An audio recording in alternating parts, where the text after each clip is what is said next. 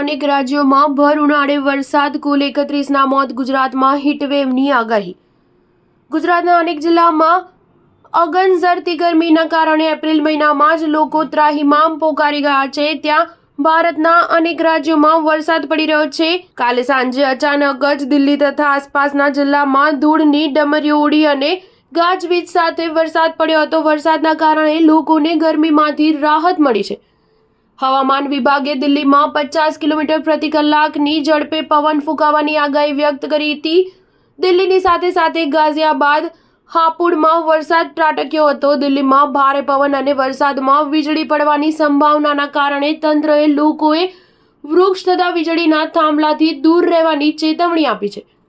આઈએમડીએ ભારતના 20 રાજ્યોમાં ભારે પવન સાથે વરસાદની આગાહી વ્યક્ત કરી હતી. ઉત્તર પ્રદેશ, ઉત્તરાખંડ, હરિયાણા, પંજાબ અને હિમાચલ પ્રદેશમાં પણ વરસાદ પડ્યો હતો.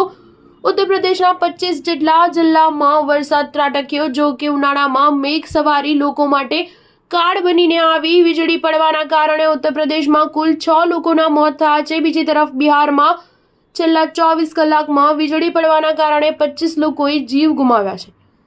બિહારના 32 જિલ્લામાં આજે પણ યલો એલર્ટ જાહેર કરવામાં આવ્યું હતું. એક તરફ જ્યાં અનેક રાજ્યોમાં વરસાદ પડી રહ્યો છે, ત્યાં ગુજરાત, રાજસ્થાન અને મધ્યપ્રદેશમાં હીટવેવની આગાહી કરવામાં આવી છે.